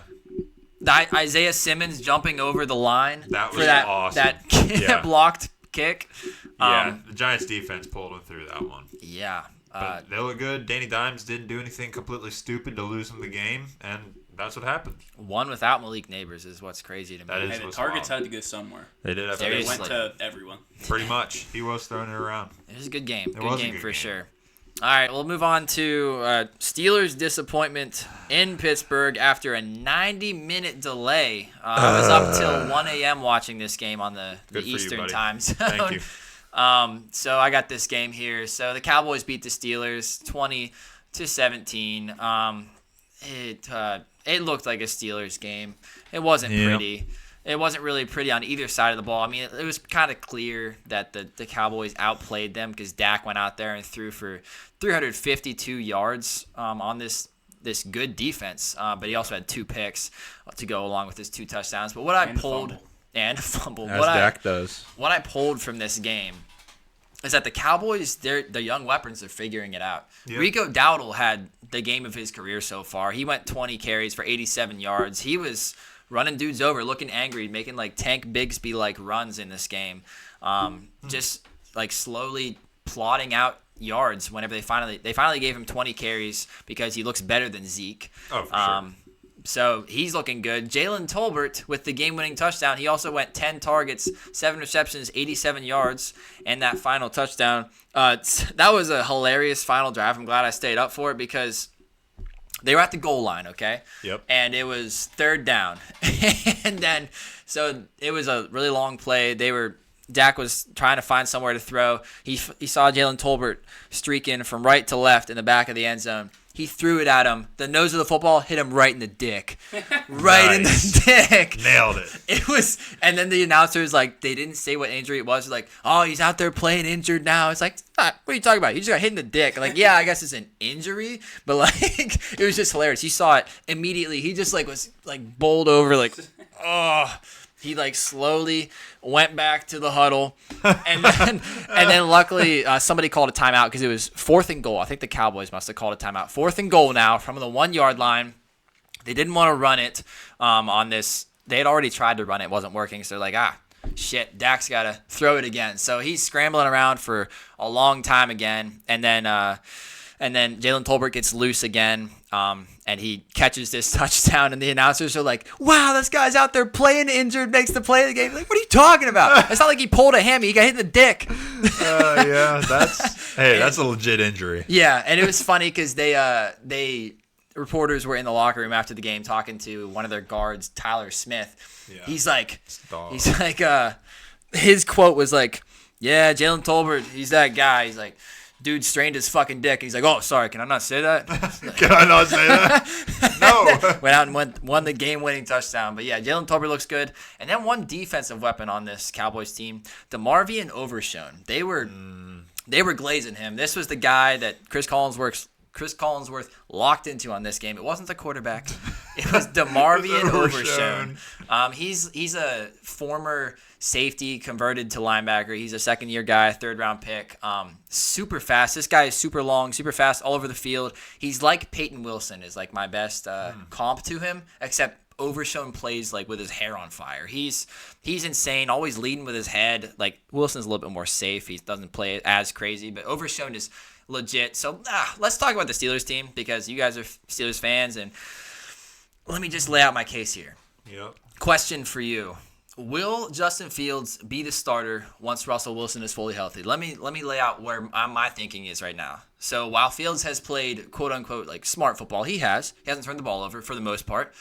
It hasn't been a good offense. You can't say that it's been a good offense even though he hasn't turned the ball over. With the game on the line, okay, you cannot say that you are confident at all that Justin Fields is going to take the team down the field and get it done.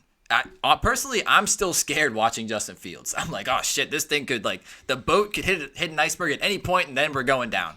Like honestly, I'm not saying that Russell Wilson would be much better. Okay, we haven't seen Russell Wilson play good football and at least elite football in quite some time. But Pittsburgh plays these close, low-score games where each play means more. What I mean by that, there are no 3-play, 70-yard drives where Najee Harris is going to break off a long run. That's not going to happen. There's not a wide receiver on the Steelers team that's going to run away from anybody consistently. George Pickens, he's the only wide receiver that the defense has to worry about, so he's getting double covered every game. So there's no wide receiver streaking out of the sideline for these big plays. Each play has to be methodical, smart, efficient. I just can't trust Fields to do that for whole games, let alone a whole season. We're only 5 weeks in, and there's already questions. We need a good, reliable game manager at quarterback for the Steelers to be efficient and not make mistakes. And right now, has Justin Fields been bad? No. But has he been good?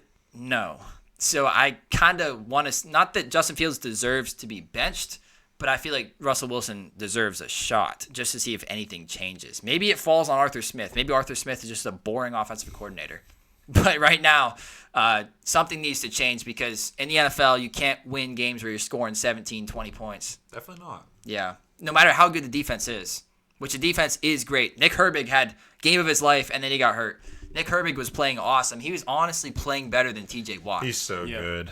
Yeah. Nick Herbig was elite. That's because all defenses do to TJ now is You're right. just chip him every single time. Mm-hmm. And I mean, but I don't know. So I'll go down the line here. Cody, Are you on Team Fields or Team Wilson here? Because it sounds like Russell Wilson is starting full practices this week. He's going to be with the second team, and Fields is going to stay with the first team in practice. So, well, I'll believe it when I see it for one. But two, let me lay out where I'm at. All right. Okay. As a Steelers fan, I've not trusted the offense since Ben left. Even Ben's last year. Yeah, Ben's last year. Yeah. So, do I have confidence in anybody going in there? No. No one. You can't give me anyone and me have confidence in the Steelers offense. I don't care who it is. Jaden Daniels? No. I don't have confidence that he could do that Steelers offense.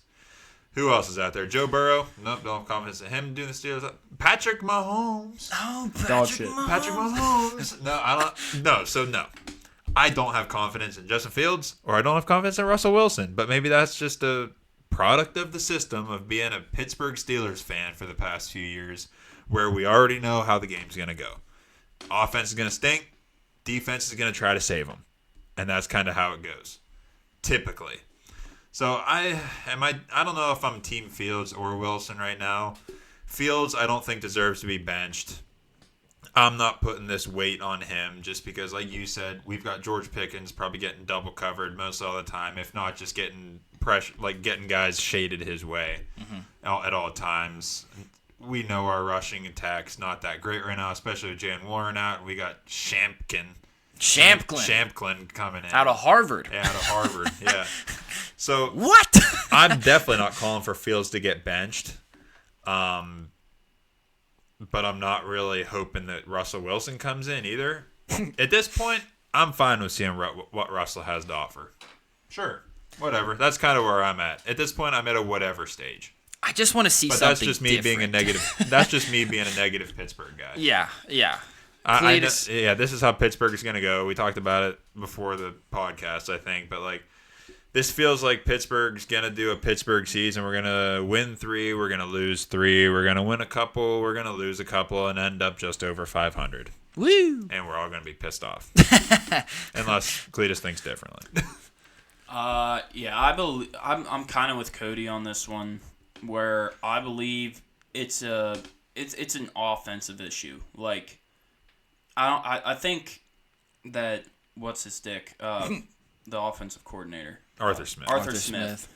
I think he's doing as much as he can with these weapons, but what weapons? He's pretty limited. Pat Freiermuth right now is a top 10 tight end, and he probably shouldn't be, in my opinion. And and George Pickens, he's good, but he's autistic. There's no other way to put it. There's no way that he's not. I don't see any. His eye black was cool. It was so dumb.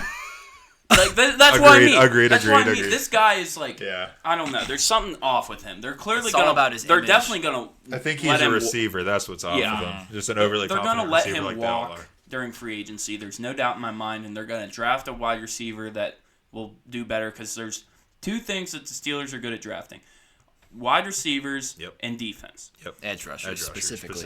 Yeah, but I mean they're not bad at drafting corners either. No.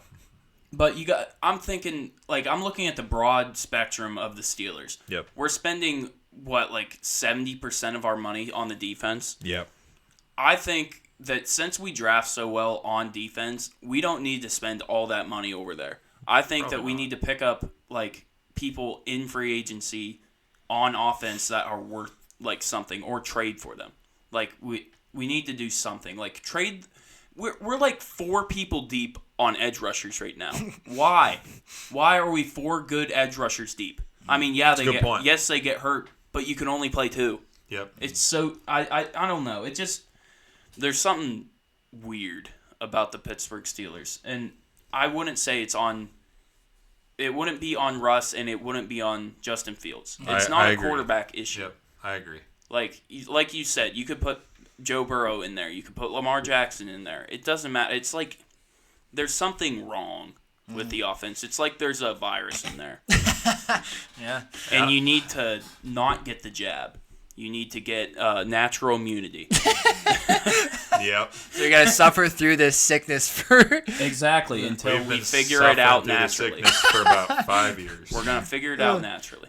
Yeah. Which actually means that instead of taking the jab would be firing Mike Tomlin. But we're not going to do that. Definitely Right, We're yeah, not no, going to do it's not that Tomlin's fault. because Mike Tomlin keeps that defense amazing every year. Yeah. And we all know that. We can't so fire Tomlin. if we can find a way to not spend so much money on defense and spend just 10%, 15% more on offense and get some weapons and some offensive line, then we would be so much better. Yeah, because But- the O-line's still very hurt, too. But yeah, it's not a quarterback issue No, I agree. in no way, shape, or form. But I think, sure, why the hell not? Sure, throw Russell Wilson out there, let him throw a few picks, and then throw Justin Fields Yeah, back right. out there, and let's just have a rotation. I don't Yeah. give a shit. That's kind of where I'm at. Gonna end up right where we're at right now. Yep, Pretty much. Can't get much worse. Probably not going to get much better. Yeah. definitely. That's not. Steelers football. Last game. Last game, Monday Night Football. The Kansas City Chiefs, of course, beat the New Orleans Saints pretty handily, 26-13. So it started off fairly, Mid. yeah, fairly and it kind of wasn't an exciting game anywhere, really, to be honest. It was kind of boring the whole game. Derek Carr ended up getting hurt. He threw 2 touchdowns, but he ended up getting hurt. He's supposed to be out for multiple weeks. Yeah, it looks like multiple weeks. Rumors of Spencer Rattler replacing him, which would be exciting. Rookie Spencer Rattler. New Orleans had just about 0 rushing game. This game, Alvin Kamara couldn't get anything going on the ground. And behind Alvin Kamara, there's pretty much nobody. Jamal Williams is there, but he couldn't get anything going either. Receiving, Rashid Shaheed had 86 yards and a touchdown. So he's 43-yarder, I think. Yeah, he's I don't know still- how he keeps doing this. No, I don't know. He's still their shining bright light, though, for sure. And that's about the end of that. I mean, Alvin Kamara had 6 for 40 receiving. So just kind of a bleh game for the Saints all around. Nothing crazy. The game honestly kind of felt closer than it ended up being, at least to me. But the Chiefs are the Chiefs, and they're going to beat people like all the time. They got some dumb calls in their. Yeah, there were some Like tricky there calls. was a stupid defensive holding call on a run play Yeah, I that the remember guy didn't even touch an offensive lineman. that. Yep. Like he got called for it and he didn't even do anything. Yeah, there were some weird ones for sure. It was just kind of a weird game in general. Like Pat Mahomes threw for 331 yards, 28 for 39, but had 0 touchdowns and a pick, which picks aren't weird for him this year. No, he's But no touchdowns. is he kinda- still leading the league in picks? I'd be curious to see because he's probably up to like 6 or 7 this year. But Kareem Hunt, they freaking ran him into the ground. 27 carries for 102 yards. Like he looked pretty good. He's about probably he's shining. Tied with Anthony Richardson and Will Levis with All 6. right. With 6. Pat Mahomes has 6 picks this All right. year. Does it say how many touchdowns he has this year? I wonder if we can find that because I think I saw a I stat believe about it's that somewhere. Also 6. Yeah, it's around the same, I think. But anyways, yeah, Kareem Hunt, he's 6. 6? Okay, well, there we go. So he's having a kind of mid-year, kind of like last year is kind of how it's shaping up, but more picks. Kareem Hunt, yeah, ran for 27 times, 102 yards and a touchdown, which that's a ton of times, and that's not even a skewed number because his longest run was 8 yards. So he just got ran everywhere, and he honestly didn't look too bad. It's only just under 4 yards a carry, so it's not great, but he's a solid running back. Then that's about where he is right now in his career. Juju came back to life. Welcome back, Juju Smith-Schuster. 7 for $130, longest of 50. I mean, he looked pretty good. Travis Kelce was back for about a half, and he ended up with 9 for 70. And the rest of their receivers were gone because Rice is hurt, obviously. They're talking LCL for him, so obviously probably done for the season. Did they come out with saying that? Yeah. They said that's what they're fearing. Because I saw that they couldn't figure out what it was, Yeah. so they had to do surgery to figure out what was wrong. Yeah, that's what they said. Said they're fearing LCL. MRI. Apparently not. But yeah, they're fearing LCL, I think, or they're thinking LCL, but won't know until surgery. That's so dumb. Yeah, so basically out for the year is what it sounds like for him. So anyways, these other guys will have He's to going step to be up. arrested anyways. Yeah, good chance. Xavier Worthy didn't really do much this game. Noah Gray didn't really do much. McCole Hardman didn't really do much. So it was basically Juju and Travis Kelce. McCole Hardman's still there? Huh? McCole Hardman's still there? still there. What? Yeah. Their offense is kind of gross. Their defense kind of pulled them out of this game with the win They a miss little bit. MVS. Huh? They miss MVS. They miss. They need an MVS big play guy. Bills aren't using them, so. You're right. Bills. No. He might as well be in Kansas City. He didn't do anything in Buffalo. Yeah, I don't know. I mean, I wish I had more to say about this game, but honestly, it was just kind of... Yeah, it was a snooze fest. Yeah, it was kind of gross the whole way across the board. The Chiefs is still the Chiefs, and they end up winning, and they're 5-0. So, Going into the bye. going into the bye week. Let's glaze some folks, Yeah, eh? let's glaze some folks. I'd love to. I'm just going to come out and say it. Yeah. I would love to glaze. Oh, yeah. Forgot. Oh, man. yeah. Oh, yeah. Joe Flacco. Hey, there we go. I'm really blanking today. Yeah, Joe Flacco. He had an amazing game. I know he lost, but that's not his fault. Not a quarterback stat. 3 touchdowns, over 300 yards, 0 interceptions. He did everything he could. He's aging in reverse. And yeah, he's aging in reverse. I don't get it. He's like a fine wine, baby. He is. And everyone around him was injured, but doesn't matter because he doesn't even know the names of the people he's thrown to. So Yep. he's just like, hey, I think you're open. Yeah, why not? Yep. He was at. There was a reporter last week, I want to say, who was like, "So does Anthony Richardson think you're cool?"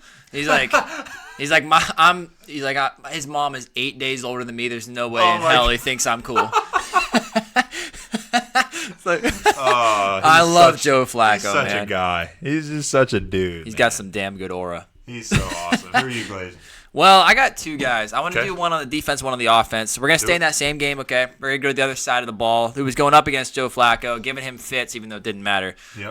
But the one guy on the Jags defense who was actually doing something, he's been questioned since he was brought into the league as a number 1 pick because he's I know who you're an gonna use. athlete Yep. who's not very good at football. But in this game, he was good at football. It was Trayvon Walker. Trayvon Walker in this game, he sacked Joe Flacco 3 times on his own. Ooh, boy. And had 7 pressures. And like I said, as we saw in this game, a 37-34 game, there was no defense outside of that. So Trayvon Walker was trying his best to stop Joe Flacco. It wasn't working, but Trayvon Walker deserves a little shout out. So let me. Yeah.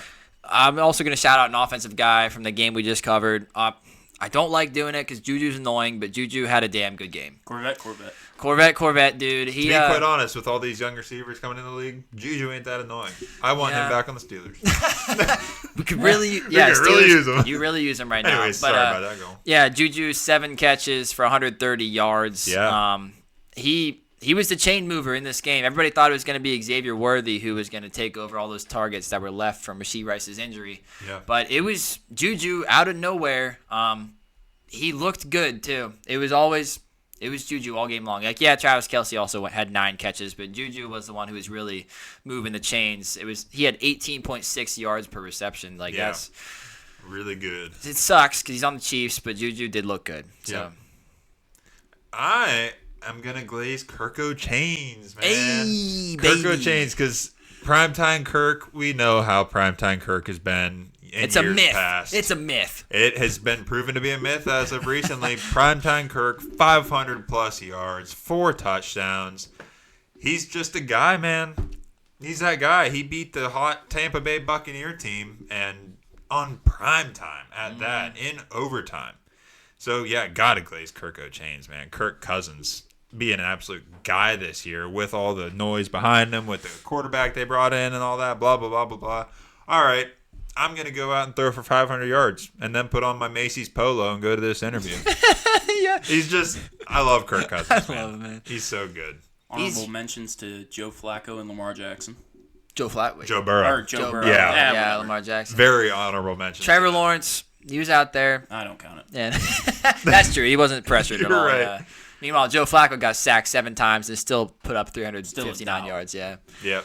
Yeah. How does he not have broken bones? Ooh, So another honorable mention. We Like might have to stall. Hold on.